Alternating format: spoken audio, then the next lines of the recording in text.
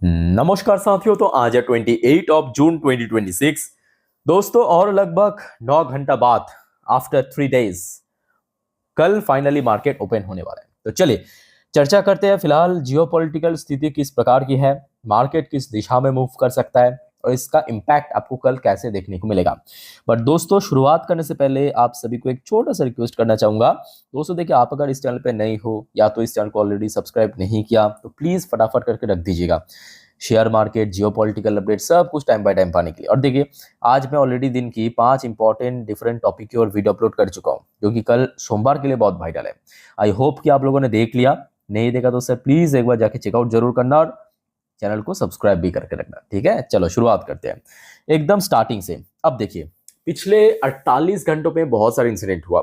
कभी हमने देखा ईरान की तरफ से ड्रोन हमला हुआ यूके की कार्गो शिप पर, फिर यूएस की तरफ से हमला हुआ, फिर ईरान ने काउंटर किया। तो ये तू मैं पिछले 48 घंटों में काफी हद तक देखने को मिला।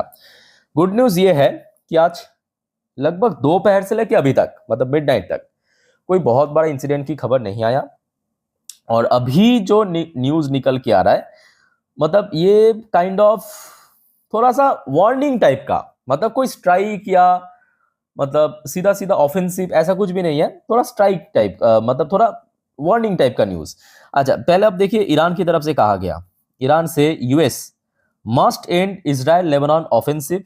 मतलब जो इजराइल लगातार लेबनान पे हमला कर रहा है, और इसराइल का कहना यह है कि लेबनान हिजबुल्ला नाम की जो आतंकवादी संगठन है उसको पनाह दे रहा है, तो जिस वजह से हम हमला कर रहे हैं। तो ये अपना अपना है, ओपिनियन है, ठीक है।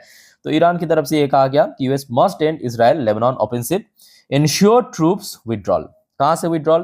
दोस्तों आपको पता होगा, यूएस की जो नवाल ब्लॉकेट वो अभी भी वहां पे है, मतलब टोटली उसको विड्रॉ नहीं किया, उसको भी हटाने के लिए कहा। अच्छा, एग्जैक्टली क्या कहा मैं आपको थोड़ा पढ़ के समझा देता हूं। देखिए, Iran accused Israel of violating the US Iran memorandum of understanding, यानी जो एग्रीमेंट हुआ था MOU, by counting military operation in Lebanon. जो अभी आपको मैं कहा कि रिसेंटली हमने देखा कि इजराइल की तरफ से स्ट्राइक हुआ, लेबनान की ऊपर एयर स्ट्राइक किया गया था, and said it was Washington responsibility. और साथ में ये भी कहा कि ये यूएस की रेस्पॉन्सिबिलिटी है कि आप समझाइए किसको, इजराइल को, कि ऐसा हरकत ना करे और जल्द से जल्द वो अटैक खत्म कर दे। अच्छा, फिर देखिए, Tehran also warn that any attempt to challenge its control over state of Hormuz would only depend tension and delay the reopening to the vital shipping route. और साथ में ये भी कहा, अगर स्टेट ऑफ हॉर्मुज को कंट्रोल करने की कोशिश किया तो एक तो ये टेंशन बढ़ेगा, ऊपर से हम लोग जब रीओपनिंग करेंगे वो और ज्यादा लेट हो जाएगा। ठीक है, ये ईरान की तरफ से आज कहा गया शाम के वक्त। अच्छा दोस्तों, अब आ जाइए दूसरे एक और अपडेट है ईरान की तरफ से। देखिए, ये आज रात की अपडेट है, 9:29 की अपडेट। देखिए यहां पे ईरान ने क्या कहा, Iran warn against alternative Hormuz route as fresh US clash threaten fragile trust. अच्छा, यहाँ पे भी कुछ स्टेटमेंट दिया है, मैं आपको थोड़ा सा पढ़ के सुनाता हूँ। देखिए क्या है, आर्टिकल थोड़ा सा बोरिंग है बट यहाँ से ही आपको एक्चुअल इन्फॉर्मेशन मिलेगा। ठीक है, तो मैं डिटेल में समझा देता हूँ। देखिए, escalating military exchanges between the United states and Iran have placed the state of Hormuz at the centre of renewed regional crisis. तो ऑब्वियसली बात है, वही तो मेन मतलब मुद्दा है, उसी को लेके चर्चा चल रहा है चारों ओर। With Tehran warning that any attempt to bypass its preferred shipping corridor could further inflame tension across the Middle East. अच्छा, यहाँ पे क्या कहा, सेकेंड पैरा पे तेहरान ने यह वार्निंग दिया कि अगर स्टेट ऑफ हॉर्मुज को बाईपास करने की जाने की कोशिश किया तो ये कहीं ना कहीं और ज्यादा घातक साबित हो सकता है, और जो मिडिल ईस्ट में टेंशन आगे बढ़ भी सकता है। ठीक है, ये ईरान की तरफ से धमकी दी आज की डेट में। और यहाँ पे भी आप देख सकते हैं, ईरान की जो टॉप डिप्लोमेट्स वार्निंग दिया है संडे को, मतलब आज रविवार को, that any effort by commercial vessels to avoid the root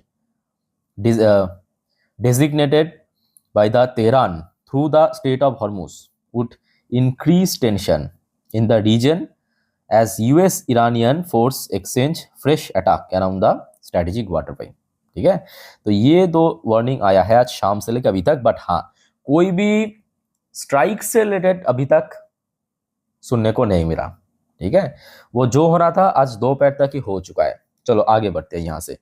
अच्छा, नेक्स्ट जो इंपॉर्टेंट न्यूज देखिए, यार आपके ईरान की न्यूक्लियर प्रोग्राम से रिलेटेड ये खबर है। आप देखिए रात 10:55 की, यानी अप्रोक्सीमेटली 11 बजे की अपडेट, एकदम फ्रेश अपडेट, 1 घंटा भी पूरा नहीं हुआ इस अपडेट को आया है।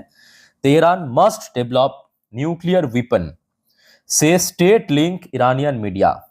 क्या कहा गया कि ईरान को तो न्यूक्लियर हथियार जरूर बनाना चाहिए। अच्छा, एग्जैक्टली इन्होंने क्या कहा, थोड़ा सा मैं आपको पढ़ के समझाता हूं। देखिए, an unsigned commentary published by Iran state link Fars news agency. तो ये जो न्यूज मीडिया इनका नाम है Fars news agency, has argued that Tehran has no alternative but the develop a nuclear weapon. तो मतलब ईरान के हाथ में कोई और दूसरा चारा नहीं है, ईरान को बनाना पड़ेगा न्यूक्लियर हथियार।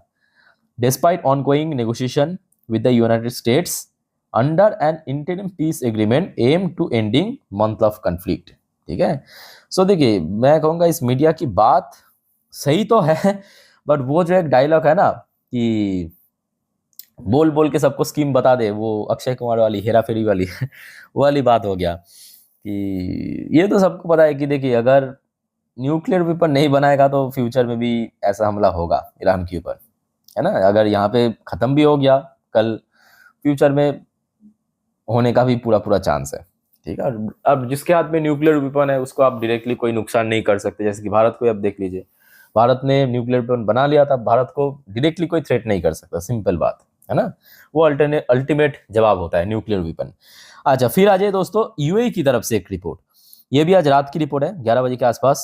UAE slam Iran over missile and drone attack on Bahrain and Kuwait. तो आपको पता होगा रिसेंटली, मतलब यही लास्ट 48 घंटों में यही हो रहा है कि पहले आपके यूएस की तरफ से जब ईरान की missile and drone launching sites के ऊपर हमला हुआ ईरान की तरफ से, फिर ये जो दो देश है बहरेन एंड कुवैत, यहाँ पे जितने भी यूएस की बेसमेंट मतलब बेस था, मिलिट्री बेस वगैरह था या एसेट्स था, उसके ऊपर भी निशाना लगाया गया है मिसाइल के थ्रू, ड्रोन के थ्रू। तो उस चीज को थोड़ा सा क्रिटिसाइज करते हुए ये ने कहा कि ऐसा नहीं करना चाहिए। ठीक है, सो ये तो चलता रहेगा, इसमें कोई बड़ी बात नहीं है।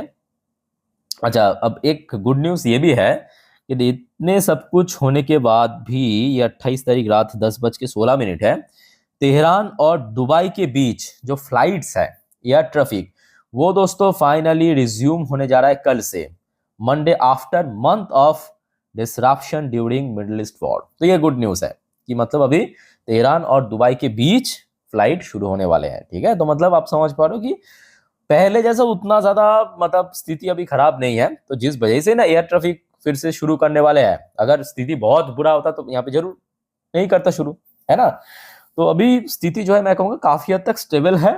सो आशा रखता हूँ, अब देखिए कल अगर सुबह ऑयल की प्राइस स्टेबल रहा, ऑयल की प्राइस, ब्रेंट क्रूड की प्राइस, तो कहीं ना कहीं मार्केट पॉजिटिवली रेस्पॉन्स कर सकता है। ठीक है, तो इस बारे में जो आपको मैं लास्ट वीडियो में कहा था, आई थिंक कि आपको याद है, कल सुबह मैं अपने इंस्टाग्राम स्टोरी में दे दूंगा सुबह की जो गिफ्ट निफ्टी की फ्यूचर और साथ में जो तेल की प्राइस है, आप लोग सिर्फ चेक कर लेना। ठीक है, लिंक आपको नीचे मिल जाएगा डिस्क्रिप्शन बॉक्स में।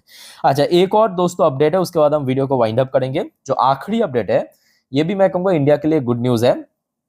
अच्छा, वैसे तो आपको पता ही होगा कि यूएस और भारत के बीच लास्ट ईयर से एक्चुअली ट्रेड काफी कुछ हद तक मतलब कम भी हुआ है, क्योंकि ऑब्वियसली बात है टैरिफ इंपोज करने के बाद। सो अब देखिए, चाइना एमर्ज एज की growth driver for India frozen shrimp export.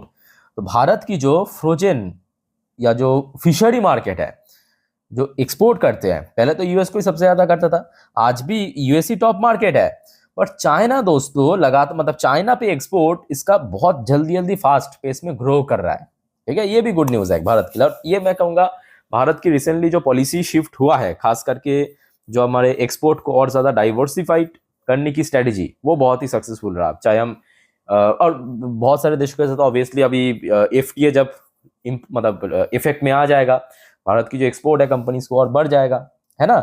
सो ये गुड न्यूज है। चलो यहाँ तक दोस्तों आई थिंक आपको समझ आ चुका। अब देखना होगा कि कल सुबह तक माहौल कैसा बनता है, और जियोपॉलिटिकल टेंशन अगर नहीं बढ़ा तो आई थिंक कि मार्केट ठीक ठाक पॉजिटिवली रिएक्ट करेगा, होना तो चाहिए, बट हाँ निफ्टी 50 के लिए इमीडिएटली 24,000 का लेवल सबसे क्रूशल है, जो आपको मैं लास्ट वीडियो में ही कहा था। By the way last video already मैं बहुत अच्छे से डिटेल में एक्सप्लेन कर चुका हूँ, प्लीज एक बार जाके चेकआउट करना जरूर, ठीक है।